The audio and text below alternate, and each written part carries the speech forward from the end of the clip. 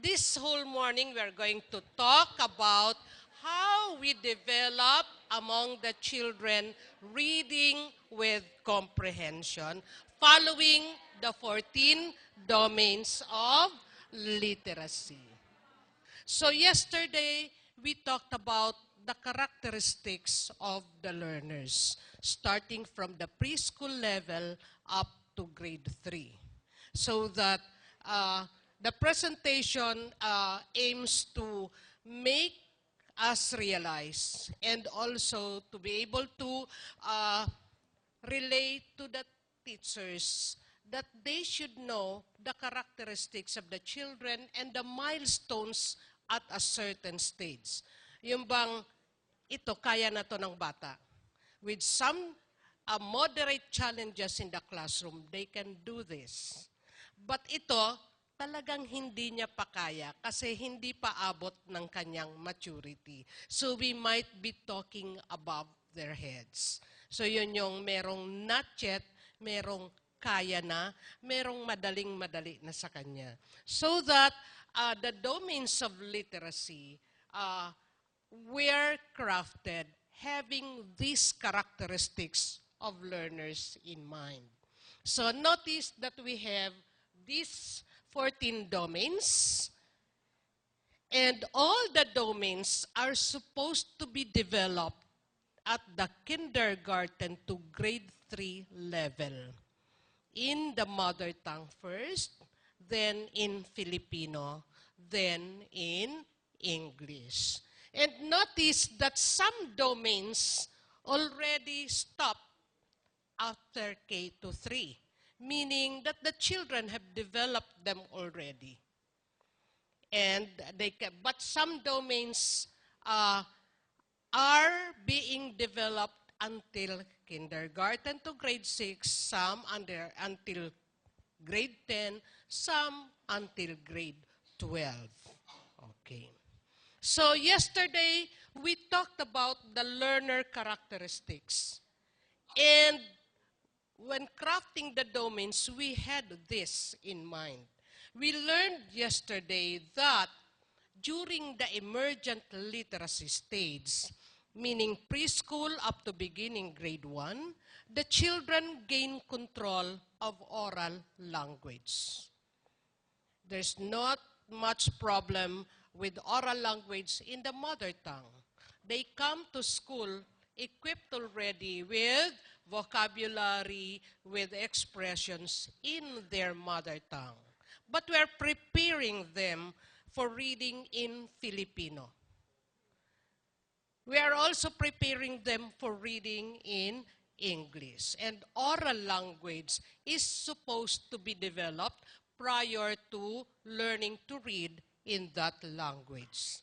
We also noted yesterday that when children open a book, they rely on the pictures of the book to get the meaning.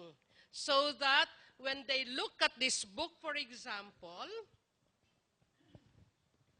and they open it to this page, they'll say, may dalawang aso, isang puti, isang brown, tapos merong baka. And to them, that's already the story for this page because they cannot read the text yet.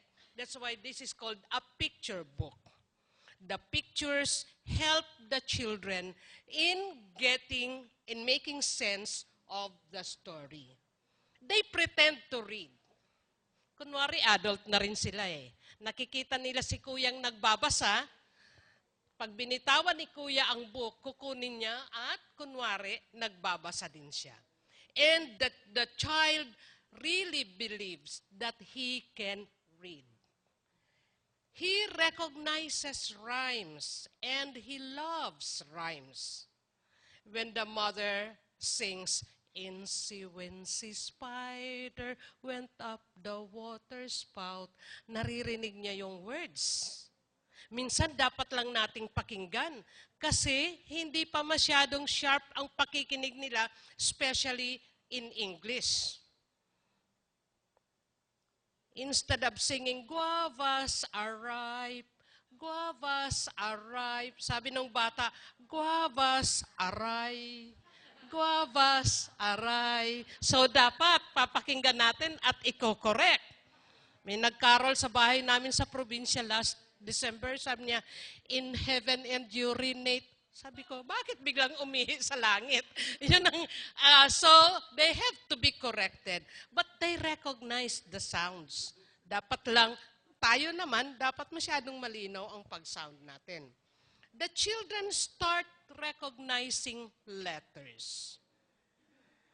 My dissertation is on emergent literacy behaviors. And I looked at the literacy behaviors of young children, those who are not yet going to school.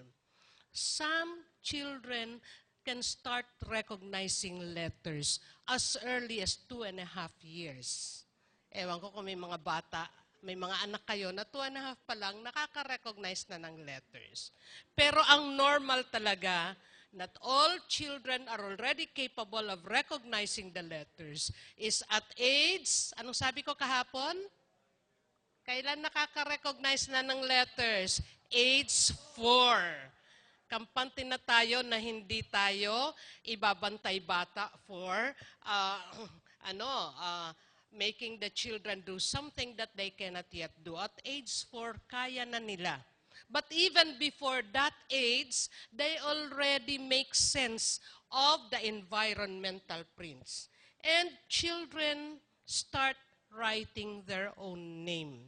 Minsan isang letter lang, name na nila yon. I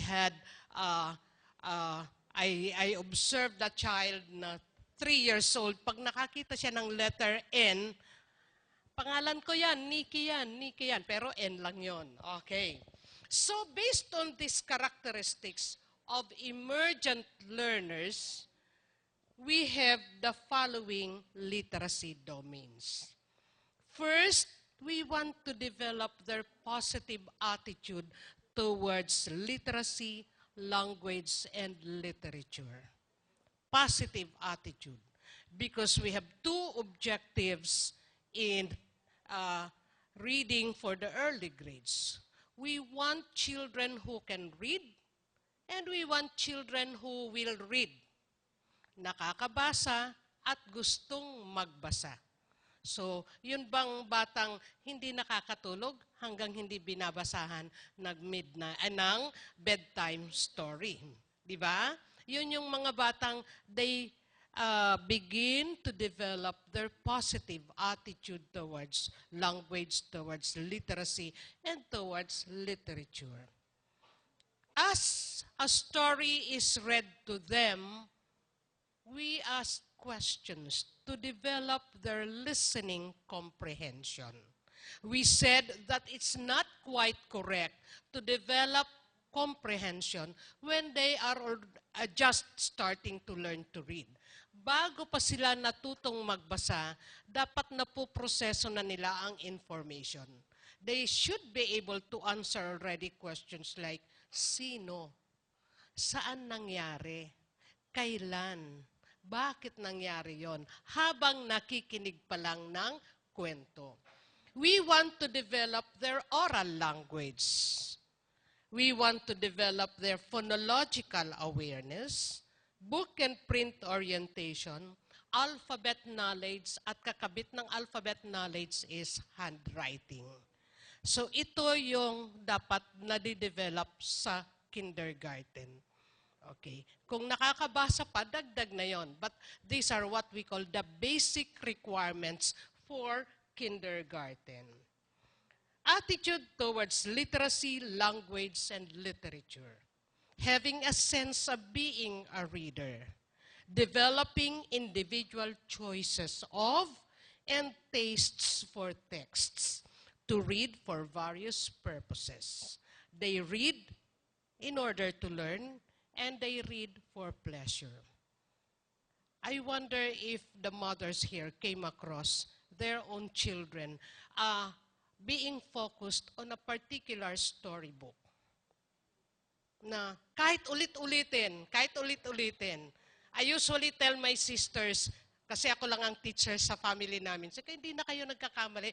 Basahan lang nyo ng storybook ang anak nyo gabi-gabi. Hindi na kayo magkakamali doon. They come to school, before they come to school, may baon na yung vocabulary. Marunong na yung mag-flip ng pages ng book. Marunong na yung magproseso ng plot.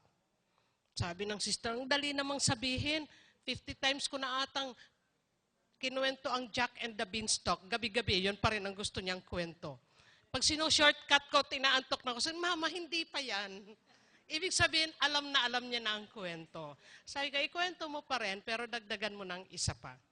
And even in the kindergarten class, in my reading clinic before, every summer, every day the child will say, Teacher, the very hungry caterpillar ngayon. Sabi ko, hindi, may iba na akong kwento. Oo, pero very hungry caterpillar pa rin. Pagdating sa bahay, yun pa rin pala pinapakwento sa nanay niya. Okay, dagdagan ng iba. Pero ay yung isa kong sister marunong. Ang kwento niya, yung mga ants, they are crossing the river. Okay, hintayin natin ha, nagko-cross pa yung ants. The next night, Mommy, another story. Oh, the ants are still crossing. Okay, so, but what we want is for them to develop love for reading. And my brother-in-law said, ang gastos naman ang na-develop mo sa mga anak ko. Palaging nagpapabili ng book na babasahin. Sabi ko, pero hindi ka nagpapatutor because they know. Okay. They develop positive attitude towards language, literacy, and literature by listening to stories read to them by the parents or the teachers. And ideally because minsan wala tayo nito sa public schools. Having a print-rich environment. How nice if we have a small reading corner in the classroom and we have storybooks. Sa UPIS, wala din kaming maraming libro, but we ask the parents to lend. So every month, may parents na nagle-lend ng storybook na nakalagay sa aming reading corner. It pays, the benefits are big. If the children browse books, if the children try to make sense of the picture book that they are flipping. So, if only the teachers will have a storybook and every morning we'll ask the children to sit down and he or she opens a storybook. For the children, it's a very relaxing moment. But notice that as they listen to a story, ang dami-dami nilang napupulot. Okay. During story reading, look what the children are thinking. I wish I can read that book. I want to read that story. So, nagbabasa pa lang teacher, sana nakakabasa na ako. And we're already developing that positive attitude towards reading. Look how relaxing it is. Parang sabi ng pamangkin ko, sabi mo, Mama, mahirap sa kinder. Hindi naman nauupo lang kami at nakikinig sa kwento. So, hindi nga mahirap sa kinder. As opposed to, I entered a class where at the start of class, the teacher would say, copy what I wrote on the two blackboards. Yung isang blackboard, lahat ng capital B. Yung isa, lahat small b. Sabi ko, kung ako ang kindergarten child, hindi na ako papasok bukas. Di ba? Hindi mo lang pinakanta, hindi mo lang pinatula, pinakopya ng big letter B and small letter B. Dalawang blackboards. Kaya ang bata, tingnan mo ang mga kamay. Nasaan ang teacher? Nakikipagkwentuhan doon sa corridors. Babantay bata ko yung teacher na yon. Okay. The ability to read is a big predictor of success in school. They don't listen or they don't meet those difficult words individually, but they meet it during story reading. And as a grade 1 teacher, I can say for sure, who among the children are read to at home? because they come to school equipped with good vocabulary. One grade 1 pupil, I was trying to tone down some words and I said, you know, in some countries, it gets so cold during several months of the year. And the child said, I know because there's winter there. And I said, during those cold months, some animals sleep for a long time. I know, they hibernate. Grade 1 ba to? He is read to at home. Then, as we read a story to them, we develop their listening comprehension. Listening comprehension is a complex and active process in which vocabulary knowledge is crucial. That's why we unlock difficult words prior to reading a story to them. Vocabulary knowledge is a crucial component and which requires an intentional and thoughtful interaction between the listener and the text. As we read a story to the children, they are interacting with the text. Ay, parang yung aso namin yan. Ay, nag-aaway din pala ang mga aso. Parang kami ng kapatid ko. So as you read to them, they interact with the text. So we share a story. Shared reading, where the text is very predictable. The text is very rhythmic. And the text is very repetitive. So that before you know it, the children are reciting some lines with you. We also do story reading, or what we call a read aloud. We do guided reading. And I would say, we do storytelling. Kung walang libro, you do storytelling. And my professor corrected me. Kahit may mga libro, sometimes the children need storytelling because the book, even if it's a very good book, acts as a barrier between you and the children. Kasi tumitingin ka sa libro, tumitingin ka sa bata. But if you're doing storytelling, walang barrier. Nakatingin ka mismo sa mga bata abang nagkukwento ka. And if the children knit their eyebrow, you know that you have said something that they don't understand. And you can change the word. Okay. Kung may time, mag-storytelling tayo mamaya. Shared reading, as I said, the text is predictable, it has repetitive lines, and it is rhythmic. So for example, this book, Uulan Ba? Basahin nga natin. Isang araw, lumabas si manok. Tak, tak, patak. Uulan yata, sabi ni manok. Siya ay tumakbo sa munting kubo at doon sumukob. Lumabas si pagong. Tak, tak, patak.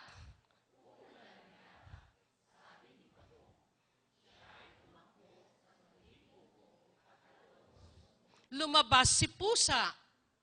Sige, sabihin nga natin. Sabi ni pusa, siya ay tumakbo sa munting. Lumabas si aso.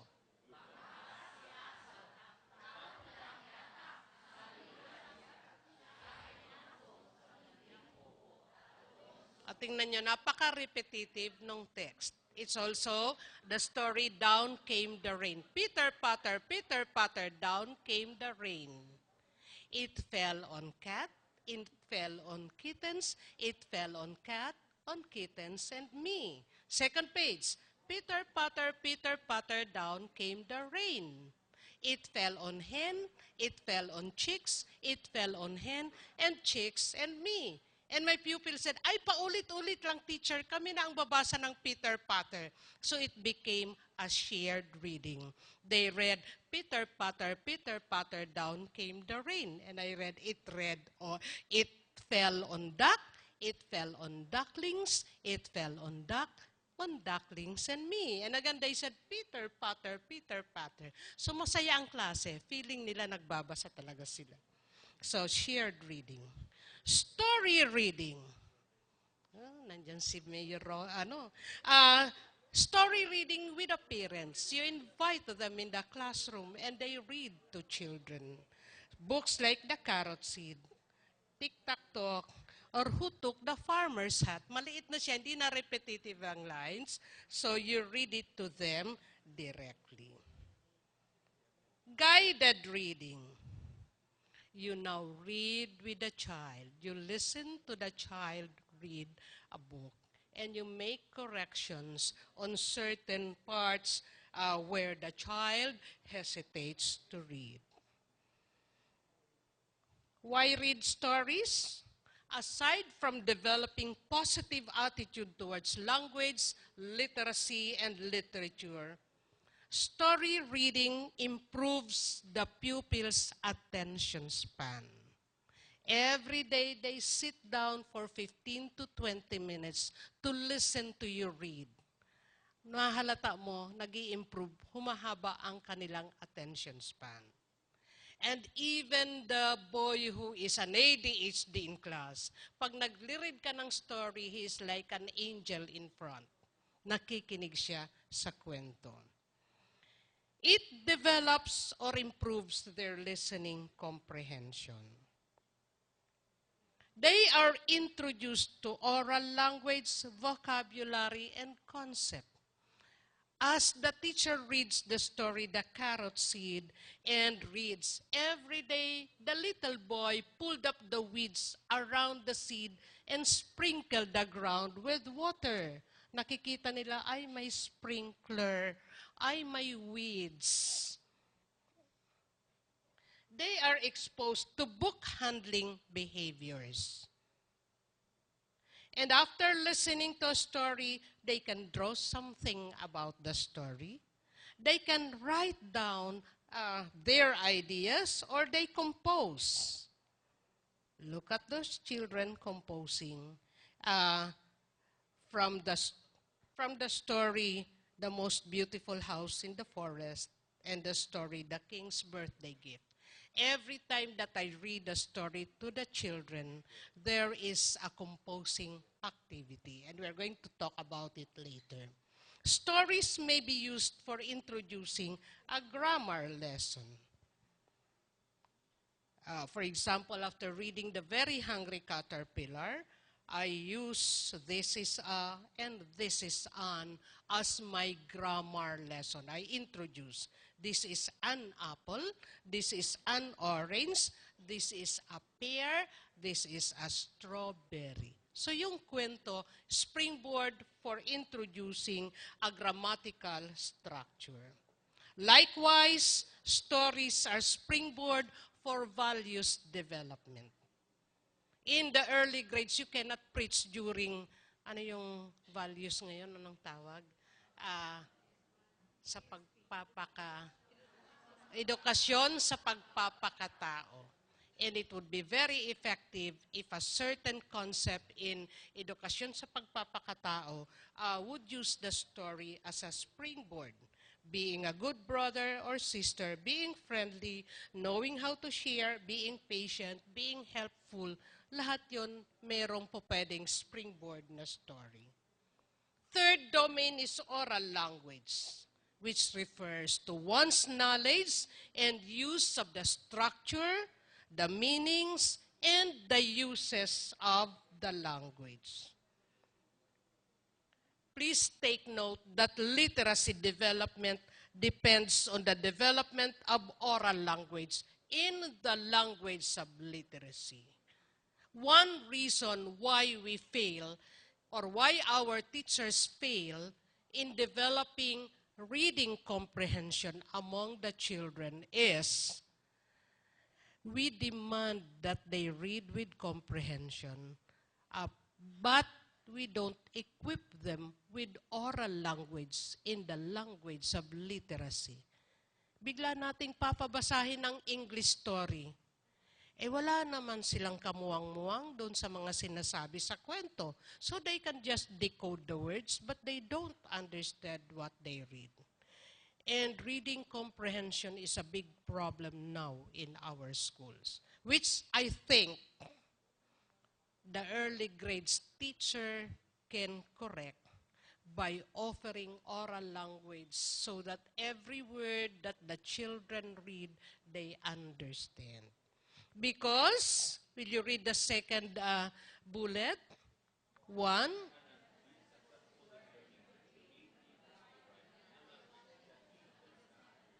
kapag hindi niya naiintindihan, he can just decode the words without understanding them.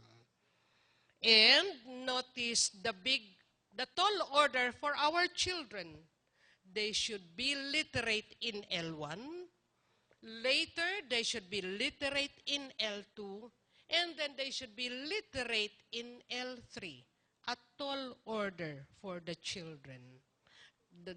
By grade 3, they should be reading with understanding in their mother tongue, in Filipino, and in English. And oral language development is a big factor towards the development of these 3 literacies. How do we develop oral language? Teachers would ask me, Ma'am, nasa program po oral language lang sa Filipino. Oral language lang daw po sa English. Paano po ituturo ang oral language? Story reading activities would be one big factor. They listen to the words in the story. Poems, rhymes, jingles, finger plays. And my dear administrators, please see to it that your teachers have a collection of poems, jingles, finger plays, songs for the early graders. Noon may collection tayo niyan, di ba? Ano yun? Requirement sa isang course. A collection of all of these. And see to it that the teacher asks them to recite poems. Nung nasa laboratory school ako, the supervisor said, Feli, every day, isang row ng bata, gagawin mong leader para magpa-recite ng poem. So, kung 7 yung nasa row yan, 7 bata ang magsasabing, classmates, please stand. Let's recite. I have something in my pocket. And the next na naman, classmates, please stand. Let's recite. Pampadulas yan ng dila ng mga bata. When they recite and recite, they become more capable of reciting or speaking in a particular language. Dramatization. Yesterday we said that children at age 5 would love to dramatize. They dramatize songs. They dramatize the poems that are taught to them. Kaya nga may action song. Let them do it. Lots of talking activities in the classroom. Show and tell. I have something to show. It is red. It is round. It can bounce. O may 3 na sa show and tell. Or I spy. News sharing. Ang news naman nila yung good morning classmates. I have some news to share. We have a new kitten. Minsan teacher, anong English nang nanganak ang pusa namin? Yun. News na yun. Or my baby brother is sick. News yun sa kanila. At least nakapunta sa unahan at nakasabi ng isang sentence. Play activities. Okay, so when you supervise the teachers in the early grades, you'll try to look for these things. During your sharing period, nagpakanta ka ba? During the sharing period, nagpa-recite ba ng poems? Let me see your compilation of copies of poems and songs. Ngayon, marami ng tape, may nada-download na sa YouTube. So, it's not anymore as difficult as during the days of our teachers.